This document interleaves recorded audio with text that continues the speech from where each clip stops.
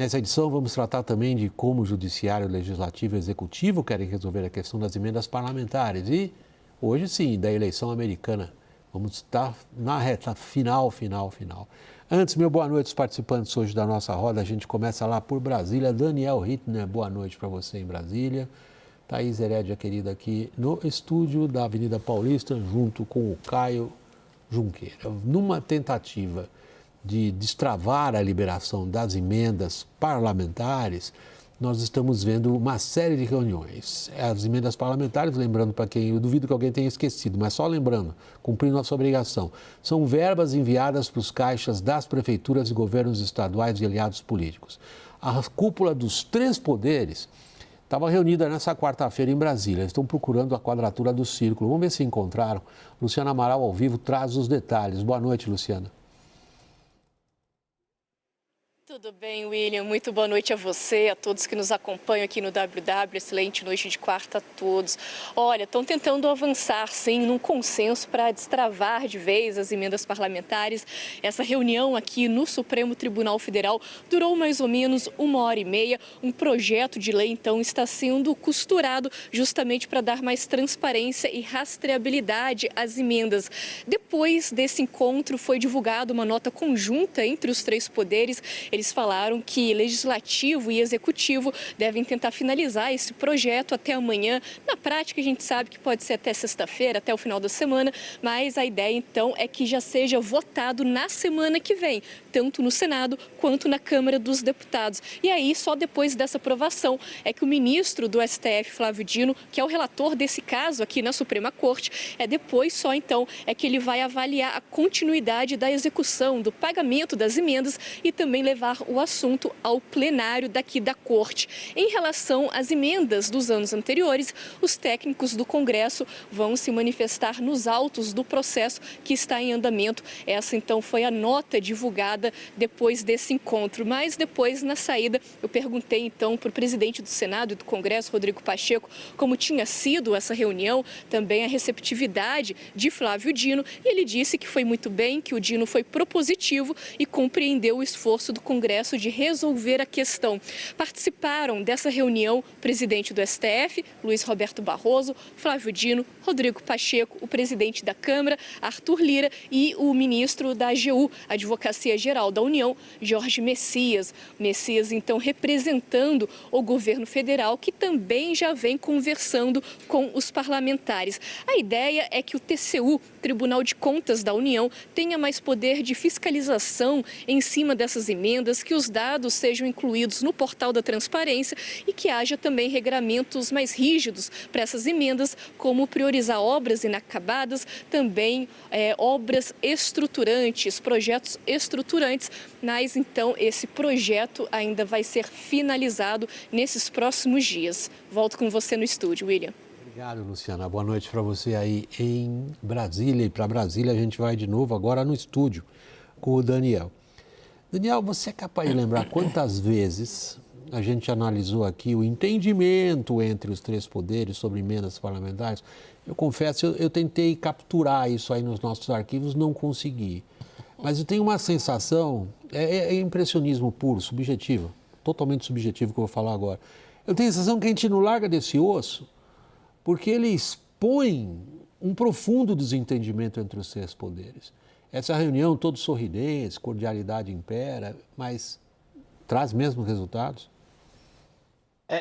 O acordo selado entre os três poderes, William, e manifestado nesta nota divulgada hoje, é uma nota bastante curta e ela tem 3 pontos. Distensiona um pouco o ambiente e distensiona temporariamente.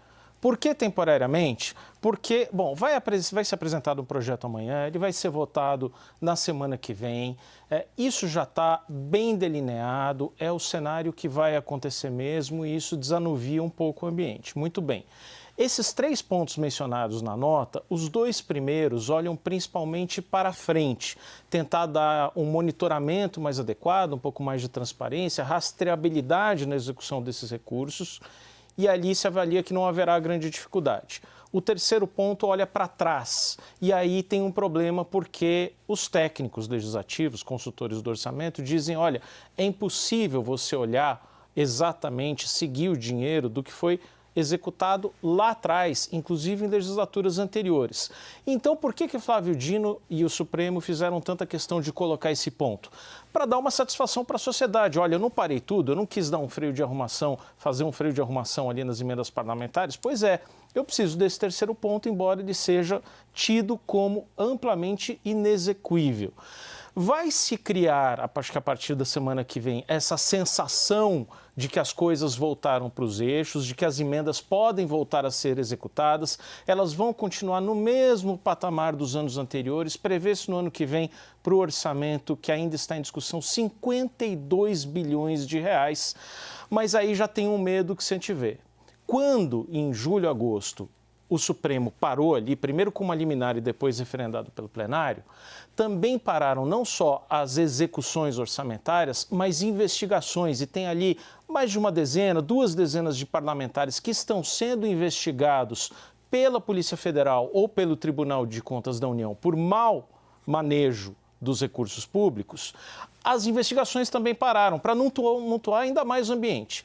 E a percepção de todo mundo ali naquela sala hoje era de que essas investigações vão ser retomadas muito em breve. E aí isso significa encurralar parlamentares. Quem vai encurralar? O próprio Supremo por meio dessas investigações, porque eles têm fórum privilegiado. E aí a temperatura aumenta de novo. Ou seja, a gente fala que eles se entenderam e o desentendimento prossegue, digamos, como você está sugerindo, Daniel, foi assim que eu entendi o que você expôs agora, com raízes ainda mais profundas. É justamente isso que a questão das emendas trazia. A afirmação por parte do parlamento que simplesmente parar o empenho dessas verbas para o parlamento. A retaliação veio imediatamente com uma série de medidas que estão tramitando no Legislativo para frear o STF. Isso vai parar? Olha, William, acho que eu já evoluiu bastante. Eu atribuo muito da interrupção e da gente estar sempre tratando desse assunto. Aquela grande reunião das cúpulas foi no dia 20 de agosto, né? Então estamos aí há 2 meses depois e o assunto não evoluiu. Naquela reunião houve o anúncio de que seria em 10 dias, né? A regulamentação. Só que aí entrou... Aí deram uma esticada no prazo. Exatamente, e chegou a 60 dias e sem resolver. Hoje eu acho que evoluiu sim. Por que eu acho que evoluiu? Porque na nota conjunta tem a data da agenda da votação desse projeto de lei complementar, ou seja, a minuta está sendo finalizada, vai ser tornada pública amanhã ou depois e a semana que vem vota. Tem alguns pontos de divergência, eu acho que o Daniel tratou bastante dessa questão micro, né? Mas tem a grande questão macro, porque que tudo isso é importante. E tudo isso é importante porque dinheiro é poder e o Legislativo avançou sobre esse poder e sobre esse dinheiro que pertencia ao Executivo. E o Executivo agora, o governo Lula 3, contando com a ajuda... A verba foi de 5 para 50. Exatamente, em 5 anos. Bi, né? 5 para 50 bi. Sim. É disso que a gente está falando. Estamos falando de quem manda no dinheiro público, né? Quem controla os recursos federais. Bem e lembrado, o Legislativo... Né, só para sustentar ainda mais o que você está dizendo. Quem manda naquele pedacinho de Isso, dinheiro, exatamente. que é discricionário, porque o resto já está tudo marcado. Sim, exatamente. Tem várias definições que estão sendo tomadas. Eu tenho aqui a descrição, a emenda PIX vai para obras inacabadas, emendas de comissão vai para a saúde, as de bancada vão definir projetos estruturantes, mas acima, o Daniel colocou bastante as questões micro, mas a questão macro que a gente está tratando nessa reunião é isso, é o Supremo Tribunal Federal ajudando o governo Lula 3 a tentar recuperar um pouco do poder que os presidentes da República perderam desde Dilma Rousseff. Dilma, Temer e Bolsonaro foram presidentes frágeis que tiveram que ceder poder político via emendas e via recursos federais para o Poder Legislativo. E agora o Supremo... Que no linguajar técnico chama-se alocação de recursos via orçamento público, que é uma ferramenta clássica de poder em qualquer tipo de democracia aberta. Sim. É isso que o Executivo perdeu. E é chocante que quem está liderando esse processo é justamente o ex-ministro da Justiça do Lula, que é o ministro Flávio Dino, né? Que é do mesmo campo político do presidente. Ele está tentando fazer, o Congresso está resistindo. No fim das contas, eu não apostaria, só para concluir, que vai ter uma reviravolta no jogo de equilíbrio dos poderes. O Congresso está resistindo bastante e vai conseguir ceder em transparência, mas não vai ceder em poder, em recursos. Que volta a um ponto que você já abordou aqui muitas vezes, Thaís. As emendas têm dois aspectos. Um, o da transparência, que é por onde o Supremo, de fato, pegou o parlamento e disse: é impossível você seguir adiante com algo que viola o princípio da transparência e o princípio da rastreabilidade. Mas o segundo, que é um ponto que você sempre abordou, é o de para quem vai esse dinheiro? Para onde vai esse dinheiro? Quem é que determina para onde vai esse dinheiro? Qual é o plano? Qual é o sentido? Qual é a ordem? Qual é a direção? Você vê isso respondido agora? Não, longe disso. William, cerca de 40% do orçamento da saúde já está na mão do Congresso Nacional. Isso é uma enormidade, é quase o dobro do que era antes das emendas parlamentares ali, final de Temer, começo de Bolsonaro. Estou falando da saúde, que é uma área extremamente sensível, que demanda uma coordenação de política pública e uma conexão muito forte com a realidade do destino do dinheiro. Eu acho que essa dispersão ela vai se manter. Por mais que o governo tente colocar algum destino, vai X% para a saúde, vai X% para investimentos estruturantes. Obras inacabadas também. Obras inacabadas. Assim, quem será o juiz dessa escolha? Né? Flávio Dino?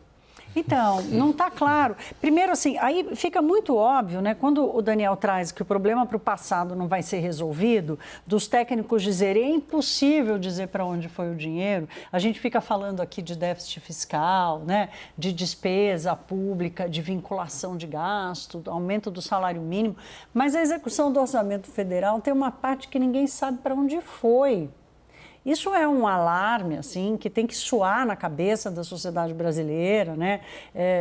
E gritar no Congresso Nacional de dizer isto é inaceitável que o Brasil perca o controle de uma parcela tão grande do orçamento, né? E da turma virar e falar assim, olha, desculpa, não vai dar, nós não vamos saber.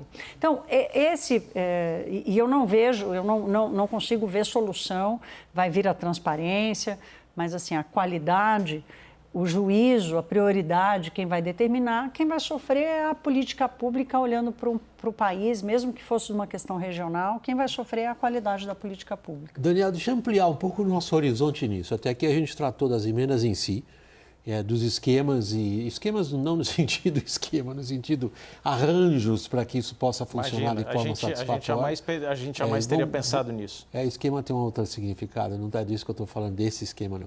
Estou falando como é que eles conseguiram articular algo que pareça a todos os participantes ali dos três poderes palatável. Agora, essa questão das emendas não é só importante, porque como o Caio assinalava, ela significa uma substancial perda de poder por parte do Executivo, mas ela é significativa porque ela coloca Judiciário e Legislativo numa situação de conflito permanente, com iniciativas de um lado e de outro, e isso tem se acelerado. Se a gente pensar que provavelmente vem uma denúncia contra o ex-presidente Jair Bolsonaro, que ainda tem grande influência dentro do Congresso, ainda não, ou mantém grande influência dentro do Congresso, que isso vai ser julgado pelo Supremo. Que o Supremo é visto por grande parte das forças do Congresso, como o Caio assinalou, como um aliado do Executivo. Que não tem votos suficientes no Congresso, mas tem amigos suficientes no Supremo para conseguir levar adiante um tipo de embate político por outros meios. Isso está em que pé?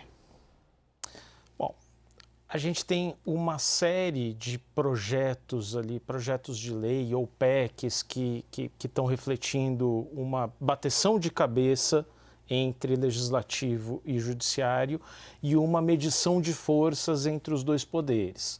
Agora, em todas essas iniciativas que o Congresso tem discutido para, de certa forma, encurralar o Supremo, a reação do Supremo vai sempre na linha, e já manifestada, inclusive publicamente, entrevista recente aqui na CNN do próprio ministro Gilmar Mendes, decano do tribunal, deixou claro que o próprio Supremo se considera apto a barrar, a julgar inconstitucionais as próprias iniciativas do Legislativo. Então, nada indica que há um arrefecimento dos ânimos para que cada um volte para sua casinha e possa deliberar dentro do seu poder. para cada ação de invadir a competência do outro poder, tem cabido uma reação dos próprios poderes no sentido de se defender e de peitar também o poder vizinho. E isso não está em sinal de enfraquecimento, pelo contrário. Eu só complementaria, William, com uma seguinte observação. A gente acabou de passar por um processo de primeiro turno das eleições municipais em que o centrão, a centro-direita, a direita, foram vitoriosos no conjunto das urnas. E isso acaba refletindo muito das emendas parlamentares e do poder do dinheiro que o Congresso consegue dar às prefeituras atuais. Ganhou o poder incumbente, ganharam os prefeitos e os seus indicados, os seus afiliados políticos que conseguem dar continuidade porque têm acesso a recursos distribuídos pelo Congresso e serão cabos eleitorais importantes aos mesmos que lhes prestaram favores financeiros por meio de emendas. Então, é o centrão alimentando uma vitória eleitoral nos municípios e tendo como contrapartida cabos eleitorais que vai lhes dar um poder de volta no Congresso em 2026. Ele tem se retroalimentando graças, em boa parte, às emendas parlamentares. Eu posso só pegar carona aqui no Daniel está fazendo rapidamente, que esse é o bônus mais recente das emendas parlamentares, né? Essa ligação direta com o município. Portanto, até a noção do que é exatamente uma política pública que beneficia as pessoas, né? Talvez até isso mude na percepção da população, porque se o aliado político do prefeito no Congresso Nacional for capaz de enviar dinheiro, não importa se teve desvio ou não, se a gente entendeu ou não, mas fizer benfeitoria na cidade, as emendas parlamentares vão passar a ser moeda de troca para a política municipal e não mais para ou pelo menos não somente para uma política nacional. Eu esqueci de colocar mais um complicador na equação, deixo para você arrematar essa. E ainda tem a sucessão no Senado e na Câmara. Sim, era exatamente isso que eu ia colocar, que eu estava pensando quando você estava jogando a pergunta para o Daniel. Por quê? Porque a questão do Bolsonaro, especificamente da anistia ao Bolsonaro e aos investigados do 8 de janeiro, está na ordem do dia hoje, inclusive, William. Hoje, você sabe, né, claro, mas para quem nos assiste, que hoje foi tornado público, mais pública ainda, uma negociação aberta dos pré-candidatos à sucessão na mesa e no Senado para toparem, pautar que seja um projeto de lei para anistiar o Bolsonaro. E esse processo político o Supremo não consegue interferir. Talvez a posteriori, talvez derrubando, se ele não conseguir, mas de uma maneira geral, parece que nos processos que o Supremo Tribunal Federal não consegue intervir, nos processos políticos, né, como esse de destinação de emendas e esse da anistia, ele deixa para atuar a posteriori, justamente tentando derrubar o que a política construiu. Caio, começando por você, meu muito obrigado, boa noite para você. Vou me despedindo dos colegas agora aqui na roda, que a gente vai trocar, que é aquele regime que a gente tem de copiar futebol americano. Daniel, muito obrigado a você, boa noite para você em Brasília. Thaís, querida, obrigado, boa noite. A gente vai para o intervalo, na volta nosso assunto é a reunião dos BRICS e como que ela se conecta com o conflito na Ucrânia. Até já.